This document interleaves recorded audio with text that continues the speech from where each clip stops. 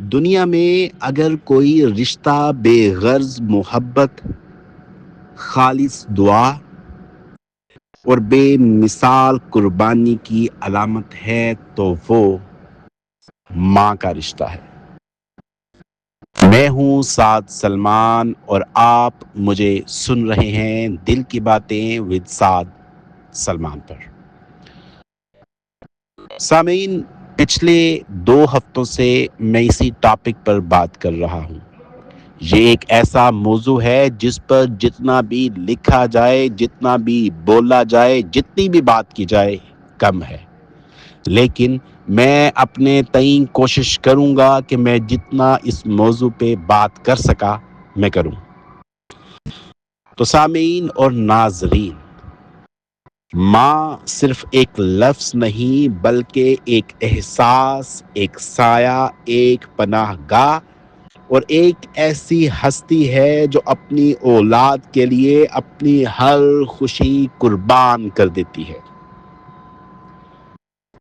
ایک چھوٹے سے گاؤں میں ایک غریب ماں اپنے 2 بچوں کے ساتھ رہتی تھی۔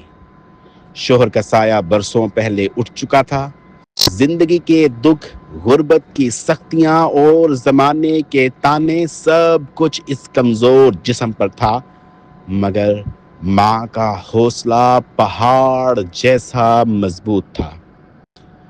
صبح سویرے جب دنیا سکون کی نیند سو رہی ہوتی، وہ ماں جاگ جاتی، چولہا جلاتی، بچوں کے لیے روٹی پکاتی اور پھر لوگوں کے گھروں میں کام کرنے نکل جاتی تاکہ بچوں کی پڑھائی نہ رکے۔ خود کئی دن نئے کپڑے نہ پہنتی، مگر بچوں کے لیے عید پر نئے کپڑے ضرور لاتی۔ خود بھوکی سو جاتی مگر بچوں کو پیٹ بھر کر کھلاتی۔ ایک دن سخت سردی تھی، بارش ہو رہی تھی، چھت ٹپک رہی تھی، گھر میں صرف ایک کمبل تھا۔ دونوں بچے سو گئے۔ ماں نے وہ کمبل بچوں پر ڈال دیا اور خود پوری رات سردی میں کامتی رہی۔ صبح بچے جاگے تو ماں بخار میں جل رہی تھی، مگر ہونٹوں پر مسکراہٹ تھی۔ اس نے صرف اتنا کہا، میرے بچوں کو سردی نہ لگے، بس یہی کافی ہے۔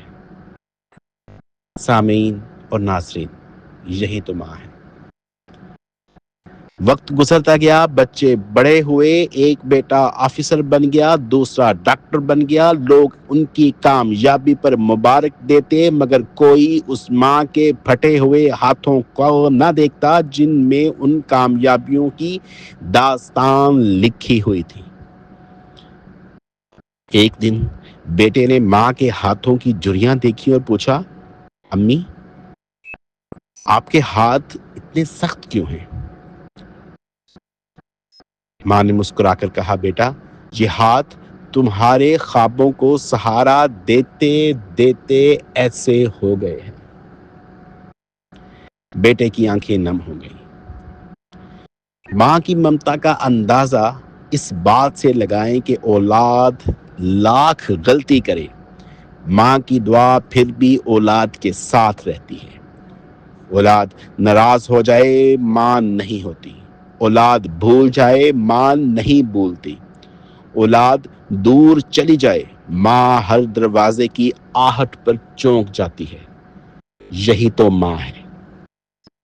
ماں وہ ہستی ہے جو اپنے بچے کے درد کو خود پر لے لینا جانتی ہے۔ بچے کو ہلکا سا بخار ہو تو ماں رات بھر جاگتی ہے، بچے کو چوٹ لگے تو درد ماں کے دل میں اترتا ہے۔ اولاد کی ایک مسکراہٹ کے لیے اپنی 1000 خوشیاں قربان کر دیتی ہے۔ کہتے ہیں کہ ایک نوجوان اپنی کامیابی کے غرور میں ماں کو نظر انداز کرنے لگا۔ بوڑھی ماں خاموش رہتی، دعائیں دیتی۔ ایک دن ماں بیمار ہو گئی۔ آخری وقت میں بیٹے کو بلایا اور کہا، بیٹا، میں نے زندگی بھر تمہیں کبھی خود سے جدا نہیں سمجھا۔ اگر کبھی میری کوئی بات بری لگی ہو تو معاف کر دینا۔ یہ سن کر بیٹا ٹوٹ کر رو پڑا۔ کیونکہ جس ماں نے کبھی اپنی ذات کے لیے کچھ نہ مانگا وہ جاتے جاتے بھی صرف معافی مانگ رہی ہے، یہی ماں ہے۔ سامعین اور ناظرین، یہی ماں ہے۔ وہ خود تو جلتی ہے مگر اولاد کو روشنی دیتی ہے، خود تو روتی ہے مگر اولاد کو ہنساتی ہے، خود تو ٹوٹتی ہے مگر اولاد کو سنبھالتی ہے، یہی تو ماں ہے۔ آج کے دور میں جب مصروفیات نے رشتوں کو کمزور کر دیا ہے، ہمیں سوچنا چاہیے کہ جس ماں نے ہمیں چلنا سکھایا، کیا ہم نے کبھی اس کے تھکے قدم دبائے؟ جس نے ہمیں بولنا سکھایا، کیا ہم نے کبھی اس سے محبت کے 2 لفظ کہے؟ جس نے ہمارے لیے ساری عمر دعائیں کی، کیا ہم نے کبھی اس کے لیے وقت نکالا؟ ماں کی قربانیوں کا قرض کبھی ادا نہیں ہو سکتا۔ دنیا کے ہر دولت، ہر کامیابی، ہر شہرت ماں کے قدموں کی خاک کے برابر بھی نہیں۔ ماں ایک درخت کی مانند ہے جو خود دھوپ میں جلتا ہے مگر اولاد کو سایہ دیتا ہے۔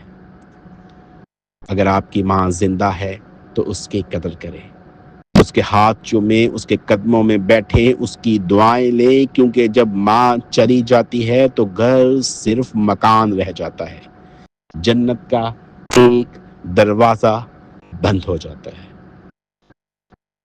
سامعین اور ناظرین، آخر میں بس یہی کہنا کافی ہے کہ ماں وہ ہستی ہے جس کے قدموں تلے جنت ہے اور جس کی دعا سے تقدیریں بدل جاتی ہیں۔